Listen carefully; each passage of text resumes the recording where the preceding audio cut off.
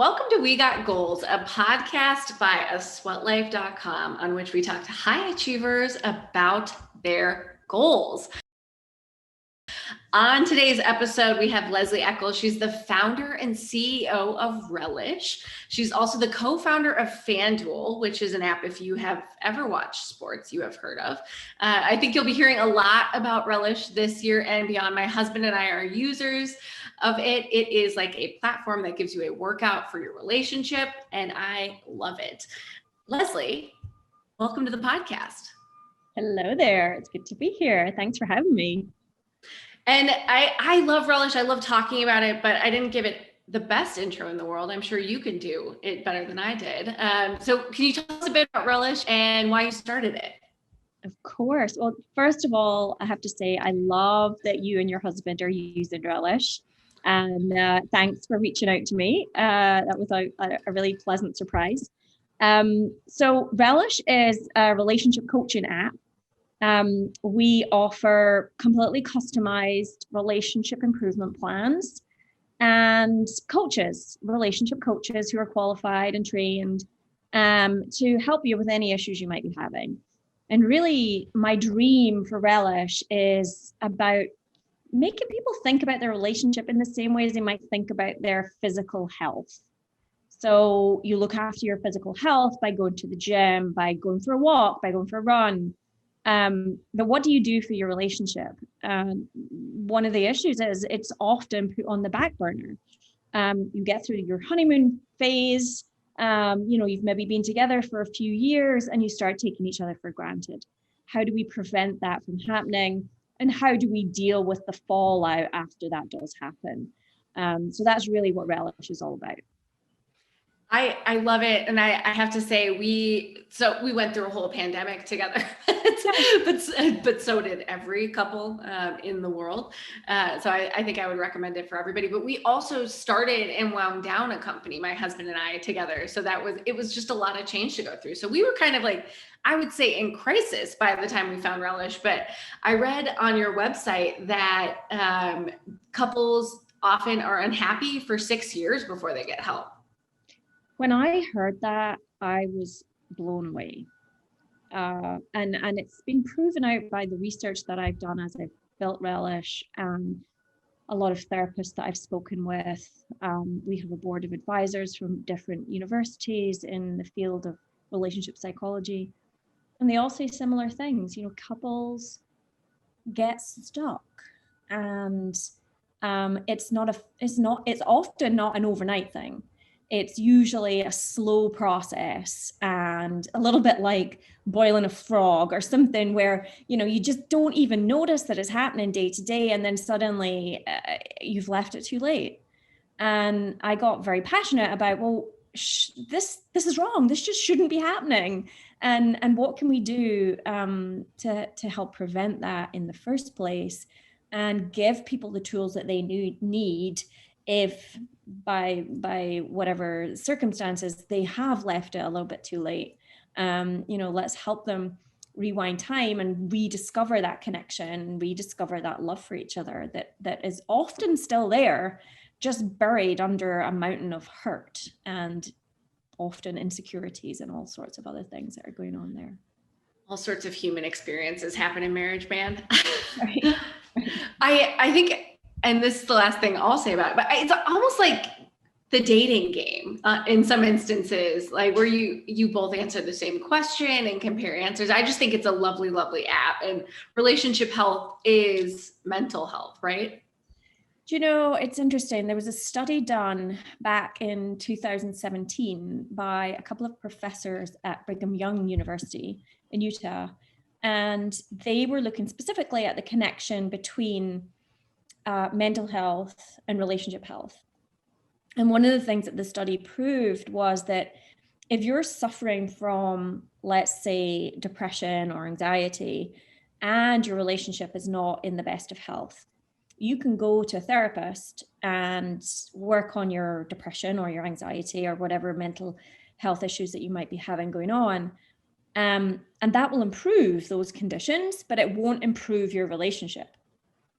However, if you're in the same circumstance and you go to a couples therapist or a counselor or a relationship coach and you work on that relationship together, it has an improvement effect on your depression and your anxiety.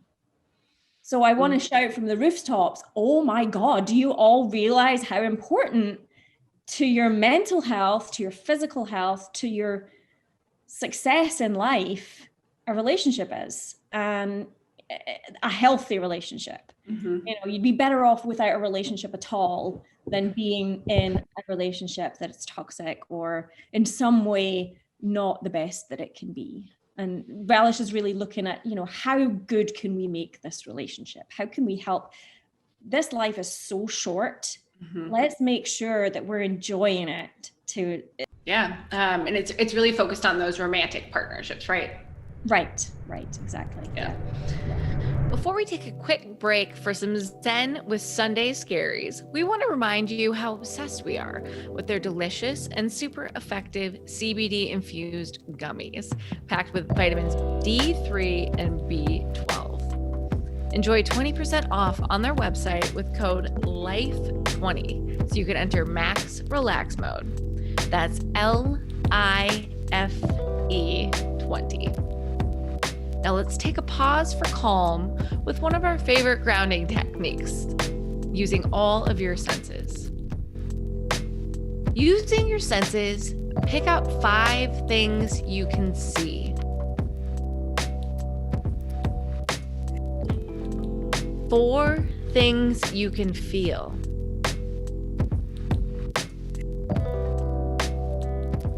3 things you can hear. 2 things you can smell.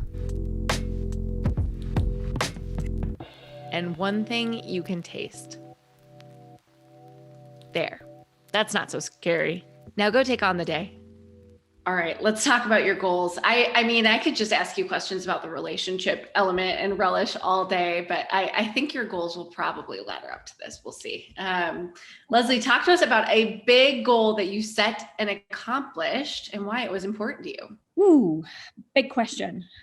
So I have to say, I'm not one of these people that sit down every December and write a list of goals for the next year. I don't do it. I do know people, my husband's one of them, who does sit down and write a list of goals. And I met somebody recently who comes up with 50 goals every year. And I don't do that. Rather, I set myself a really big sort of life goal. And it might take 10 years to achieve the goal. And then I set daily goals and I question, is this daily goal helping me move towards that life goal? And so back in 2007, 2008, quite a long time ago now, my husband and I decided to start a business together. And I set myself a goal of, I'm going to build a sustainable, large business. And it was going to be impactful, it was going to be meaningful, and it was in some way going to disrupt something. And that was kind of the jumping off point. And it took about 10 years. But over that 10-year period, by saying, this is the most important goal that I have in my life, you end up just focusing on that day in and day out. And that was the results of that was FanDuel. FanDuel, for people who noticed it appearing on sports channels everywhere in 2015, looked like an overnight success. But it 100% was not that. I don't know many overnight successes, maybe Instagram. But outside that, I don't know many of them. We'd spent years building FanDuel from the ground up. And we'd done it the hard way. We were based in the UK at the time. I had never done marketing before. I didn't know anything about American sports. I'm not male in my 30s. I wasn't the target demographic. So everything was just a little bit harder. But because we were just so all in and so determined, and I'd kind of set this goal of building something meaningful, and the town that we lived in at the time, we really wanted to build a tech ecosystem there. We had seen what had happened in Silicon Valley. We had, traveled back and forward to Palo Alto and really just loved soaking up that entire environment there. But our family wasn't there and our friends weren't there. And we thought, well, we could move there, or we could try and build something like that over in Scotland, which is where I'm from. And that's what we really set out to do. And we realized that the best way to do it, and one of my mottos is always keep it simple. The best way to do it is, it's not setting out to set up meetups or tech parties or bringing people up from London. It's not that. It's sit down and build a company, and make it a tech company, and make it a company with a culture of we are all entrepreneurs, and build it with the end goal being everyone will go off after this and build their own companies. And so that was kind of the culture that we tried to encourage in FanDuel. And fast forward 10 years, and Edinburgh now has 2 companies worth over $1 billion, and a lot of younger sort of early stage startups spinning up as a result of that, which is brilliant to see, and something that I'm really passionate about as well. I mean, I love your process of setting goals. I think it's so interesting that you kind of created this sort of like enigma of a thing you wanted to create, and then that cloud of an idea set you down your path towards FanDuel. It sounds like it took a lot of curiosity for you too, right? Like you had to learn a lot of things and dig in. Yes. Lots of buying books on Amazon and reaching out to experts to soak up as much knowledge as I could. And, just doing a lot of research and learning on the fly, learning on the job, and just asking all the basic questions. What software package should I use for this? What does this particular 3-letter acronym mean? It was just a lot of learning, and a lot of learning by doing. One of the values that I've brought with me from FanDuel into Relish is, always be learning, always be improving, but also never be afraid to ask the obvious questions. And that openness and transparency is a really important part of the culture at Relish for everyone. It's so interesting. I heard pretty recently, it was a private equity firm was saying they had a bunch of companies that they acquire, and it doesn't matter who is like that has the best pedigree and who is the smartest. Like the companies that succeed are helmed by people who are curious and build community, which is so interesting because those are the 2 things that you just talked about. You built a community of tech entrepreneurship in Edinburgh, and you got really curious. So it is, well, also like, you're very smart too, but it's no surprise that you made FanDuel a success all the way to the point where it was so disruptive that laws had to be changed. Yes. That was a process. Towards the end of 2015, we had got into legal wrangling with various attorney generals across the US over the definition of fantasy sports, whether it was a game of skill or a game of chance. And you talk about resilience. That was a period where we were being closed down on a sort of state by state basis, and there was a lot of uncertainty over the future of the company. There's a lot of uncertainty as to whether the founders might end up in jail or, be investigated by the FBI. And there was a lot of uncertainty, and it definitely needed a lot of mental resilience at the time. I think any startup does, but FanDuel in particular definitely needed that. And so over the next year or two, we worked very closely with AG offices to clarify the law in 22 different states and make sure there were consumer protections put in for anyone operating in the industry. And obviously all of that work ended up with the change to the federal law to legalize sports betting at a federal level, which has really opened it up to FanDuel now being the largest sports betting company in the country. Boom, disruption. Yeah. That's incredible. And Lesley, your story of founding that company was featured in a book too, right? It was, yeah. So I met the author of this book. His name is Albert Chen. He's a lovely guy. And I met him at a FanDuel event back in 2014, I think it was, maybe 2015. And he, at the time, was a reporter for Sports Illustrated.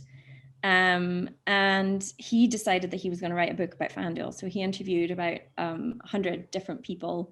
And he really told the story of FanDuel and DraftKings from the perspective of everyone within the company. So he interviewed investors and founders and some of the team, both in FanDuel and at DraftKings, and then many players, and really got into the nitty gritty of some of the personal stories behind the headlines. And he did a fairly good job, I would say. It's a bit of a page turner, and it's not all completely spot on, but he does get a lot of things right. I love that. So now today, as someone who is Lesley, maybe like 20 years ago, goes to Amazon and Googles, how do I create a company? They're going to find your story, which is a very full circle moment. Yeah. I actually heard from Albert the other day, and he was talking about, and there's been talk of this before, about it being turned into a Netflix series or this series or that series. I'm like, okay, well, whatever, we'll see. You get the life rights and you get to choose who plays you. Who would play you in a movie? And then we'll go to the next question. Who would play me in a movie? I don't know. People have asked me this before, but I don't know. I know who I'd want to play Nigel, my husband. Oh, who's that? What's his name? I've completely forgotten. I'm completely blanking. He played the Greatest Showman. What's his name? I can't think of it either. Hugh Jackman. Yeah, Hugh Jackman. I've got an idea for you, but I'll save it because I have to Google her name because I'm forgetting as well. And she's a comedy actress who I love, but I think she would play you well. All right, let's talk about a big goal you're setting for the future. You're sitting down, you're writing that big cloud vision, and every day your goals ladder up to it. What is it? Well, for me, I think if you think about the name Relish, we picked that name for a very particular reason. It's not about couples. It's not about romantic relationships. It's about how do you live your best life? How do you relish as much of this short life as you possibly can? And yeah, we're starting with, it's about the couple. This is just a jumping off point. But I'm so passionate about trying every day to live your best life. And it's not, for some people, it's easier than others. Some of us have mental health problems. We have huge challenges in our lives, maybe health challenges, physical health, or financial challenges, or whatever it might be. It's not an easy thing to do.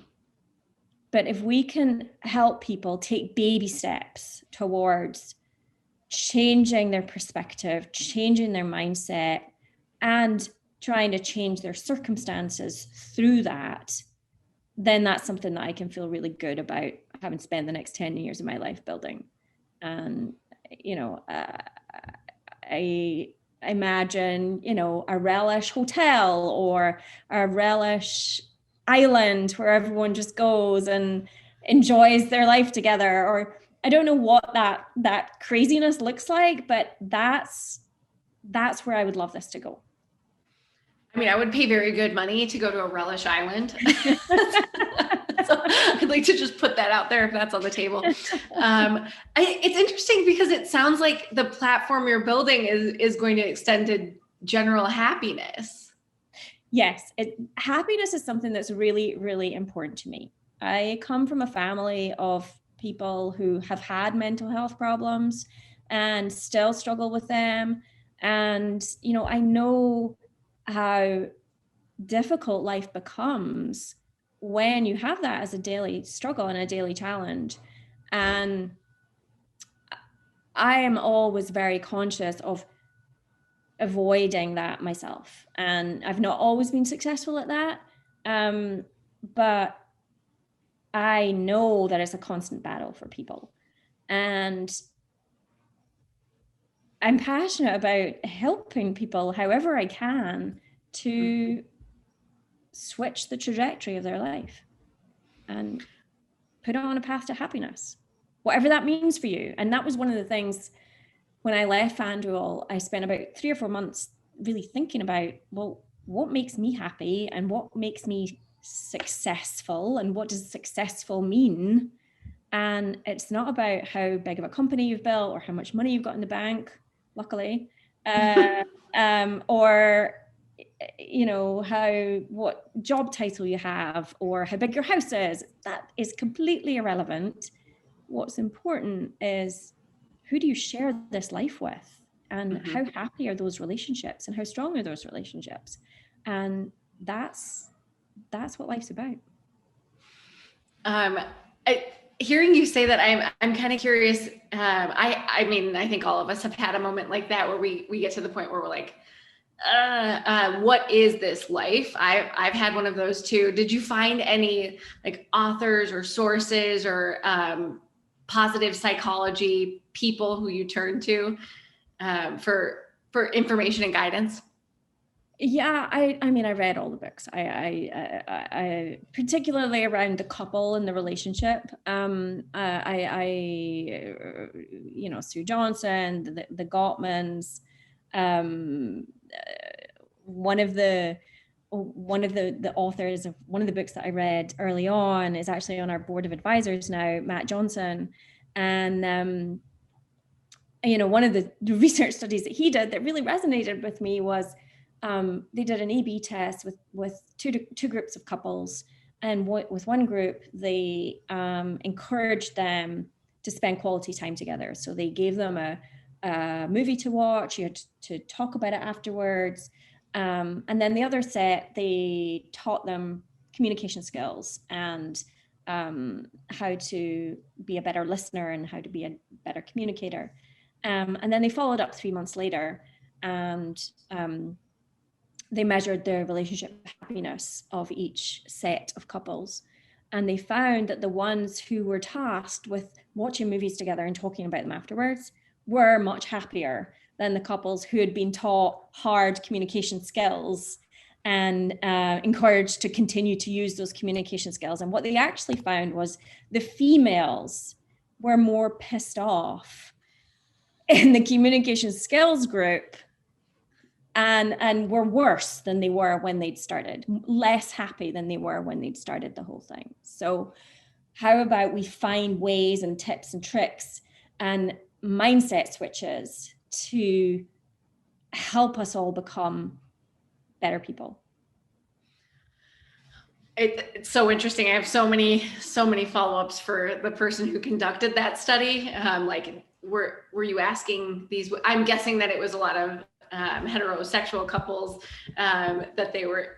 Now we're doing more research on, or we're seeing more research on couples across the spectrum, but research used to only be done on heterosexual couples. But I'm curious if they asked women, like, did you have to drag him here?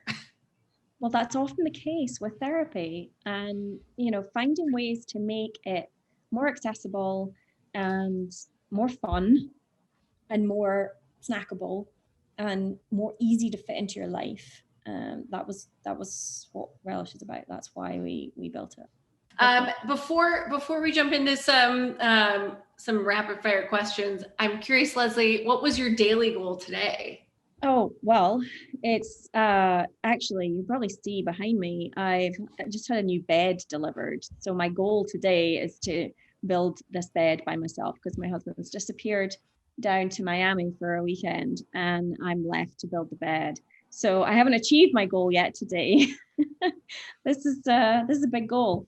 But no, I've had a day of interviewing. We're hiring right now for different roles. So I've had a long day of back-to-back interviews. So the goal really was just get through the day today. Get through the day.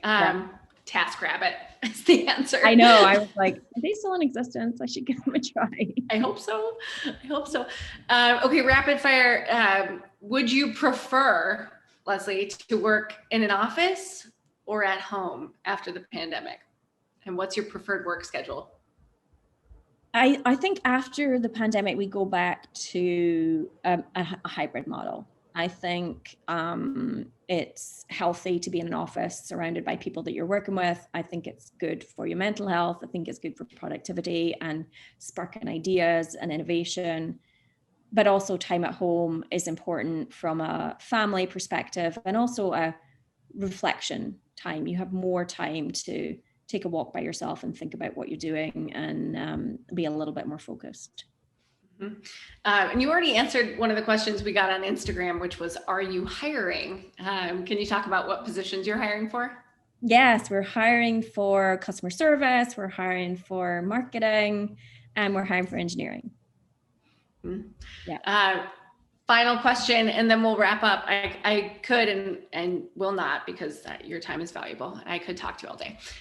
Final question. Would you rather, if you could, do operations for a day or go back to marketing for a day? Well, I have to say that I'm pretty much running marketing at the moment. So it wouldn't really be back to marketing. And we don't really have a head of operations either right now. So I'm probably doing all of that as well. All of it. I think it's kind of moot because I'm, there are 12 of us in the team right now. So it's a small team and everyone wears lots of hats. 12 feels snug now. And at the end of this year, how many people do you intend to have on the team? I have not counted past the end of June. So that's all you need to know. Honestly, honestly, that's all you need to know. Well, Lesley Eccles, it was such a delight to chat with you. I am such a fan of everything you create. And this was another episode of We Got Goals, which is an sweatlife.com production. Thank you for being here, Lesley. And thank you to the listener for listening to this podcast. Thanks to Ryan Deffitt for editing and for Ryan Barayuga for video production. Bye, Lesley. Thanks for having me, Gianna. Take care.